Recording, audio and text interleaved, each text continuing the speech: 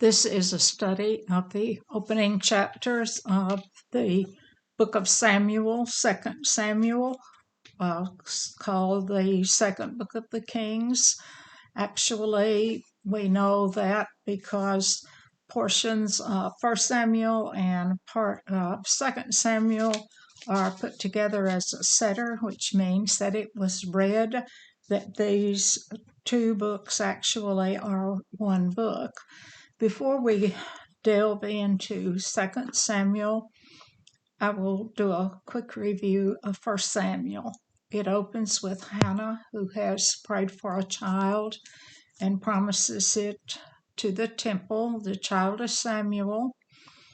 King James Version says that when he was weaned, Hannah took him to the temple, but that means most likely that he was probably 11 or 12 years old. And Samuel was the very last judge of Israel, and the book of Samuel documents the anointing of the very first king, who was Saul, and the second king, who was David. Saul was a Benjamite, and Samuel anointed him privately, and one of his mistakes, he balked. And at the second anointing, he hid and had to be found. And then he took David into his household. David played the harp, and he became quite jealous of David, and the Spirit of God left Saul, and an evil spirit came upon him. He became very, very jealous of David and was intent to kill him. Mistake, because God has said, touch not my anointed, and he was anointed to be the next king. Saul was told to wait 7 days for Samuel, and he waited the 7, and he got nervous about the sacrifice that was to be done, and he did his own sacrifice, which was against the laws set out for sacrifices. He was not in a position as a man king to offer a sacrifice, and when Samuel did arrive, he told him that it would cost his posterity sitting on the throne of Israel. It would be David. It would not be one of Saul's children. Saul became increasingly jealous, and David was on the run a great deal through the book of 1 Samuel.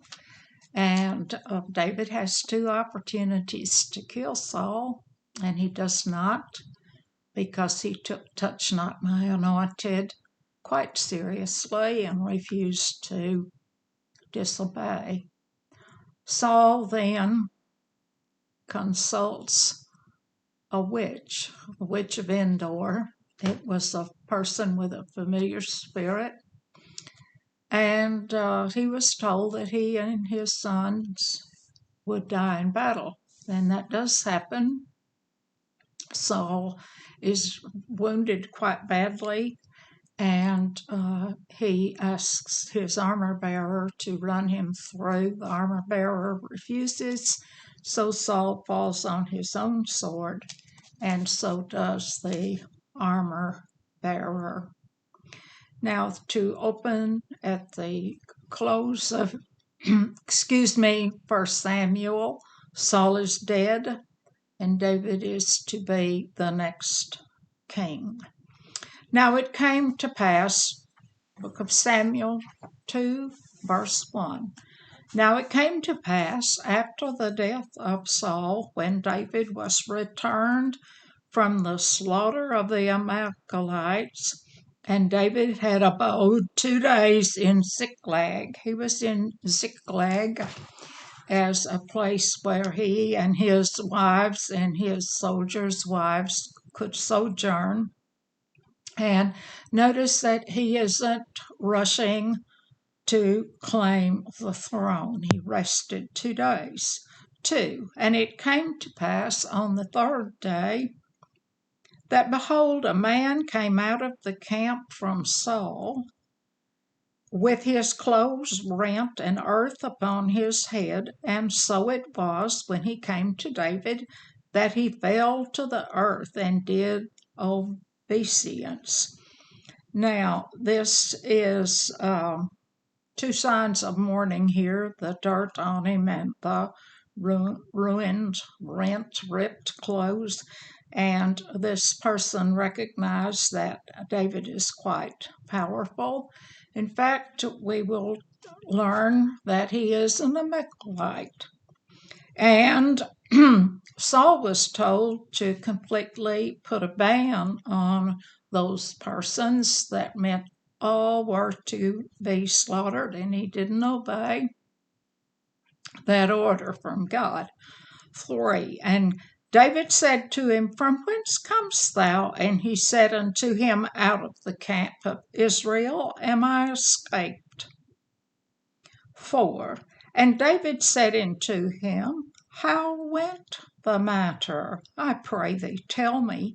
And he answered, That the people are fled from the battle, and many of the people also are fallen and dead, and Saul and Jonathan his son are dead also. Now Jonathan, there was about a 20-year difference in age span between Jonathan and David, and they were very, very good friends. Now, David is not going to swallow this story, and he begins to question further. And David said unto the young man that told him, How knowest thou that Saul and Jonathan his son are dead? 6. And the young man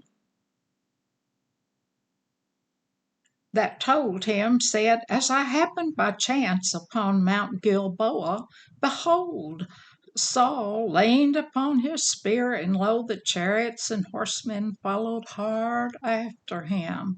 Now that doesn't make any sense at all. Saul is leaning on his sword. Well, where was Abner, his general? Where was his armor bearer? And where were his sons? They aren't mentioned. And how was this person just there by happen chance?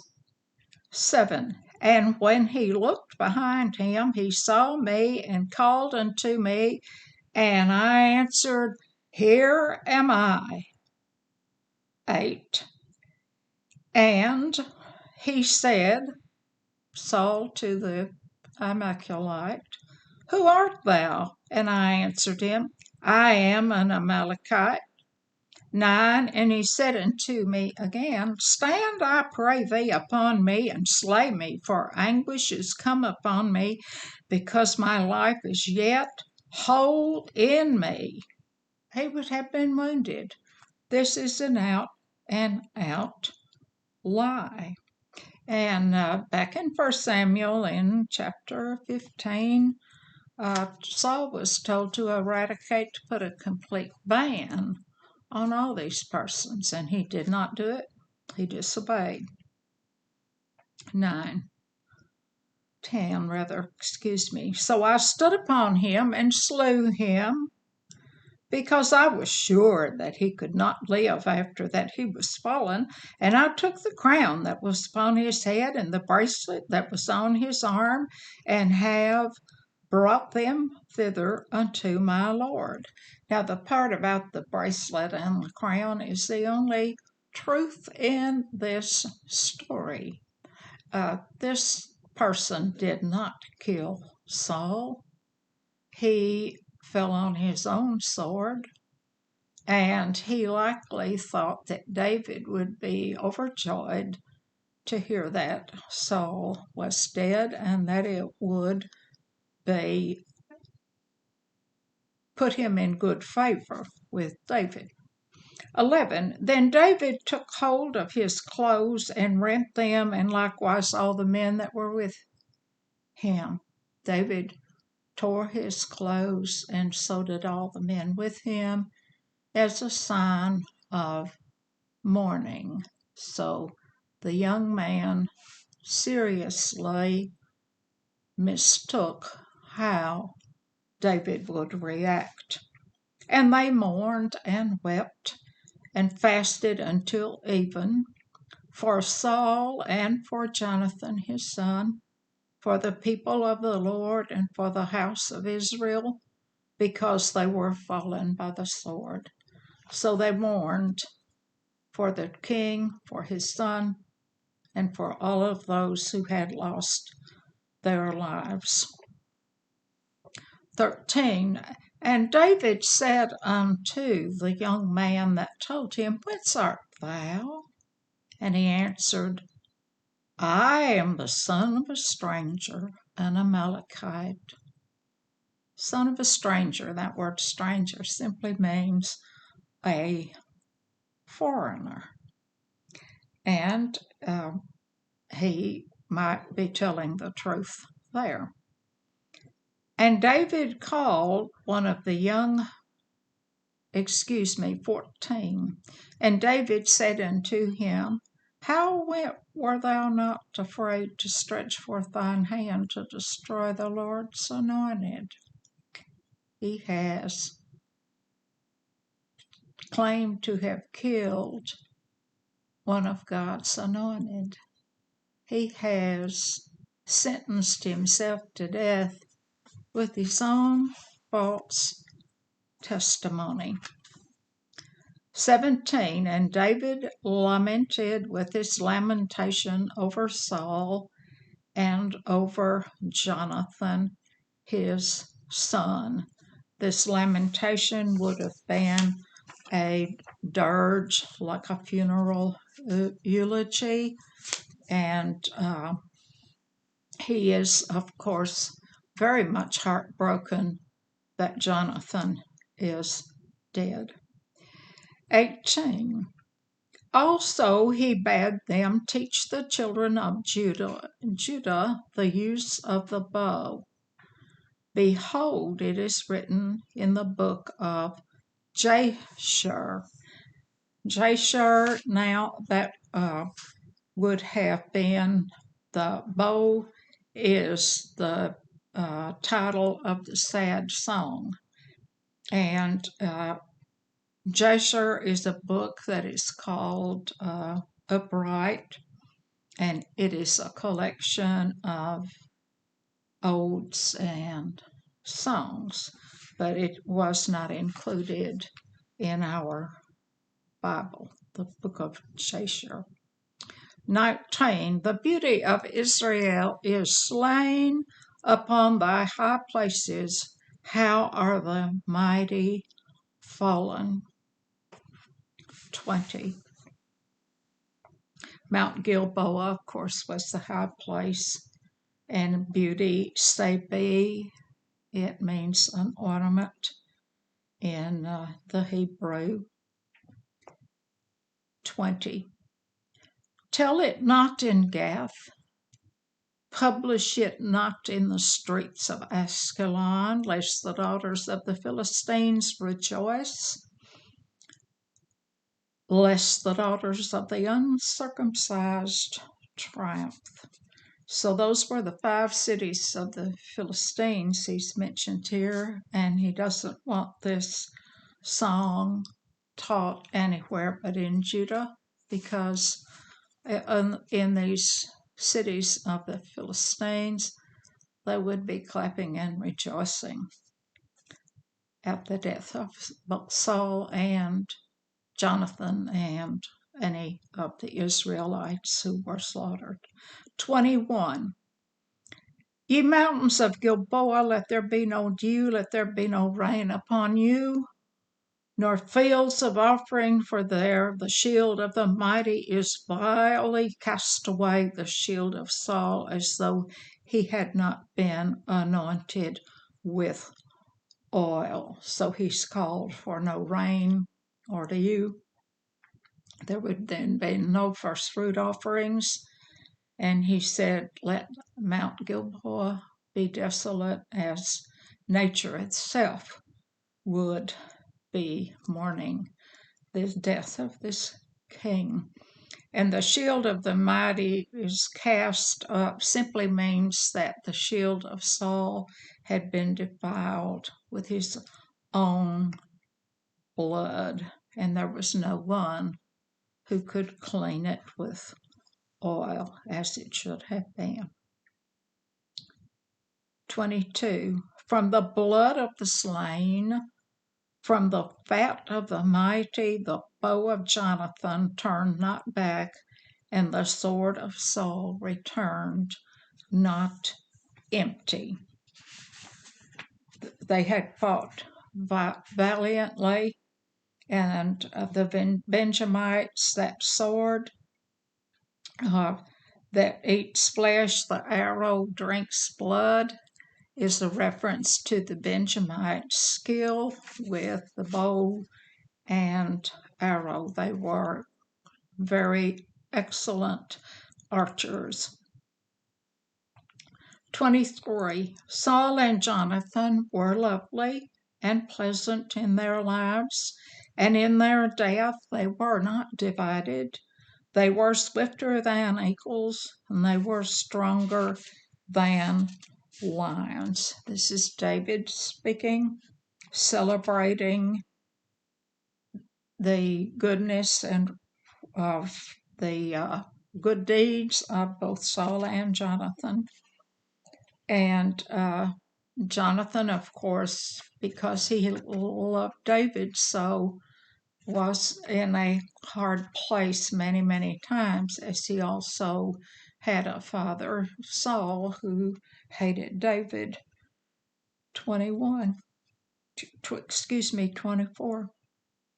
Ye daughters of Israel, weep over Saul, who clothed you in scarlet with other delights, who put ornaments of gold upon your apparel.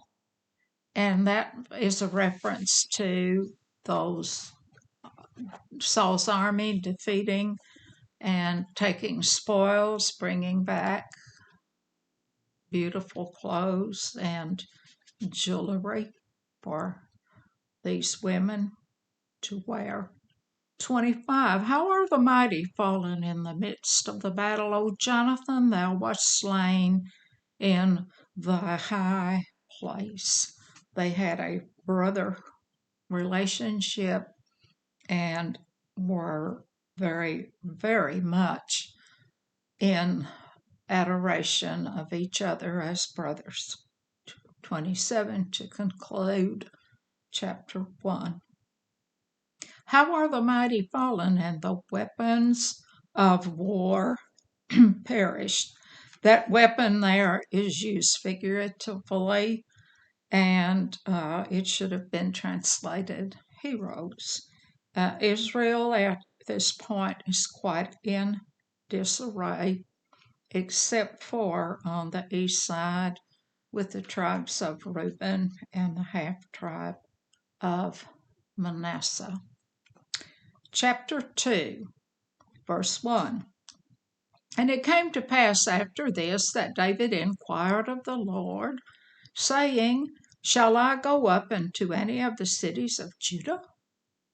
And the Lord said unto him, Go up. And David said, Whither shall I go up?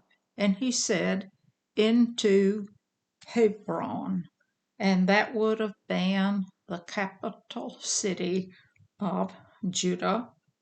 And we will learn that David's first reign was simply over Judah for 7.5 years before he was king over the entire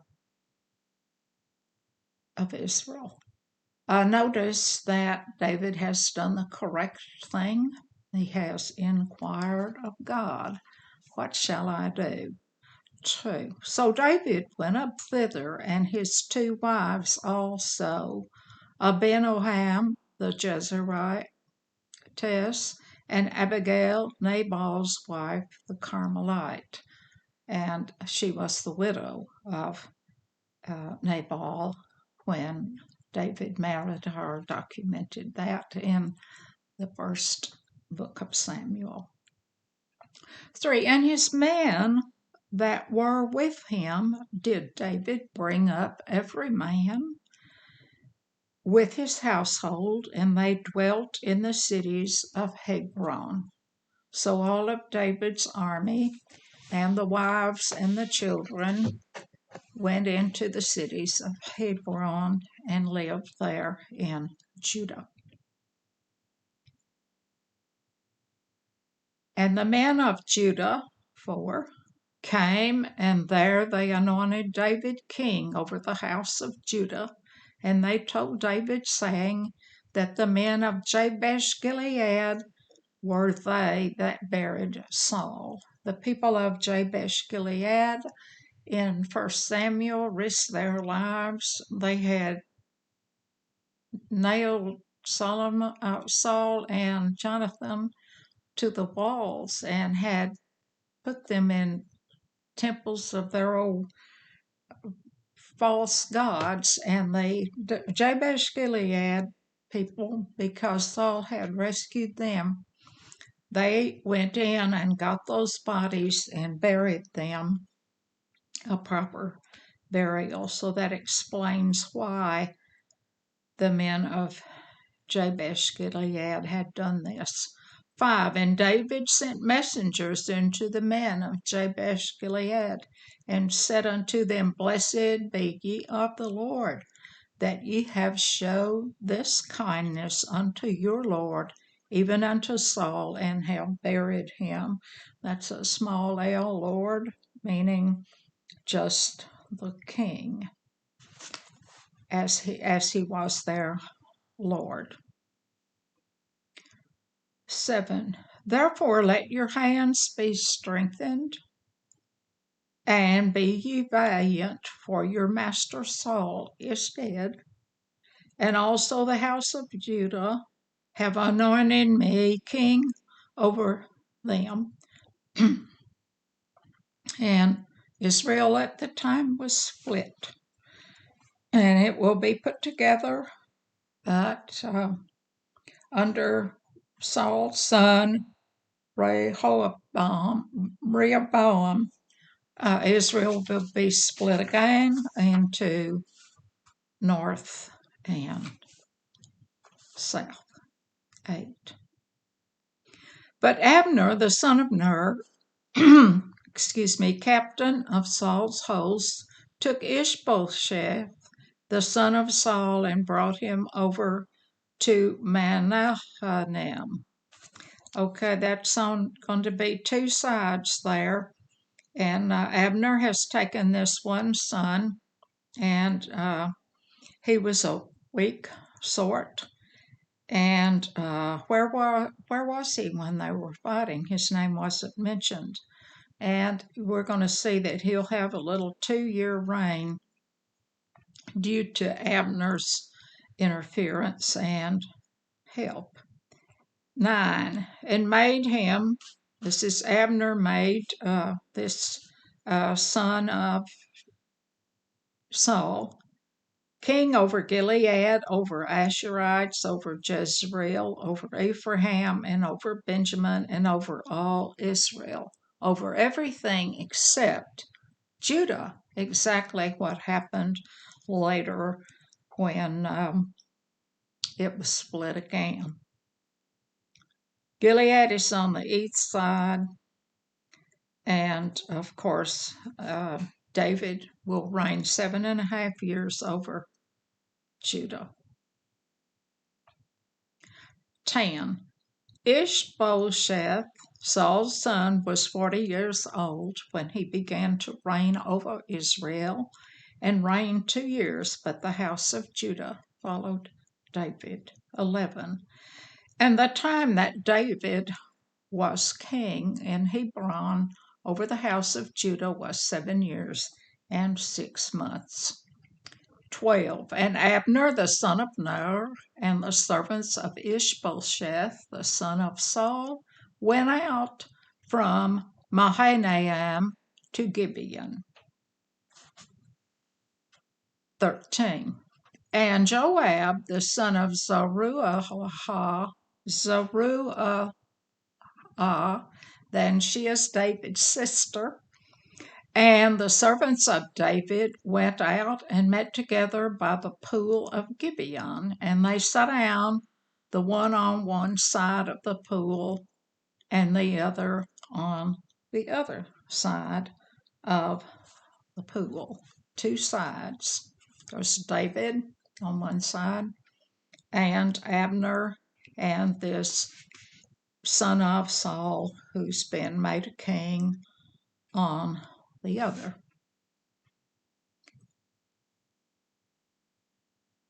14. And Abner said to Joab, let the young men now arise and play before us. And Joab said, let them arise. Now that play there means they're going to play fight.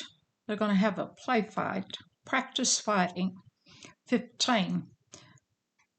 Then there arose and went over by number 12 of Benjamin, which pertained to Ishbosheth, the son of Saul, and 12 of the servants of David.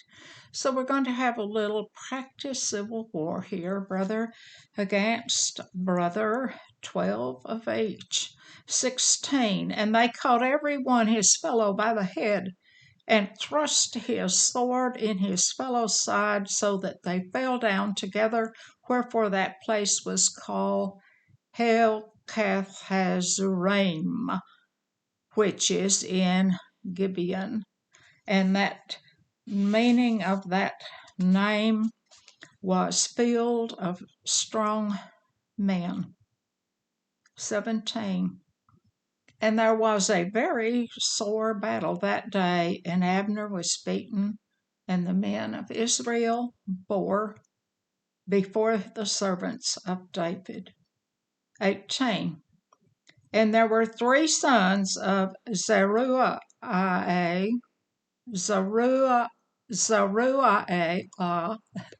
Excuse me, her name is difficult.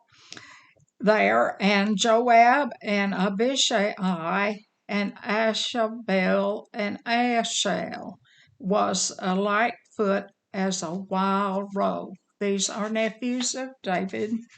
They are the children of his sister, and the one with the fast foot can run fast is going to go after old Abner. But now Abner may not be fast, but he's very good with the sword. And it doesn't say that this person, Asahel, was very good with the sword, but he could run. 22.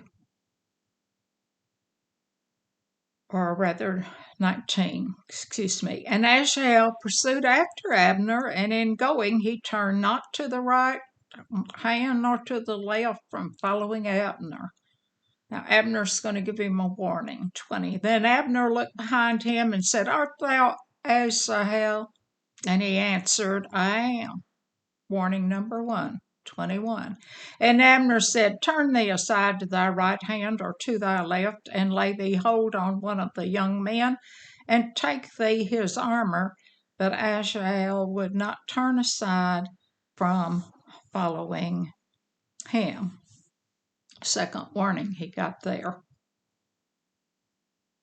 23. Howbeit he refused to turn aside, wherefore Abner with the hinder end of the spear smote him under the 5th rib. Let me explain the hinder part of the sword. It's the upper part of the sword, not the business part of the sword. And it was sharpened because when these persons who carried the swords lay down to rest, they stuck that hinder end of the sword into the ground. And of course, under the 5th rib, that would have been where the heart is. So it would have been a fatal wound.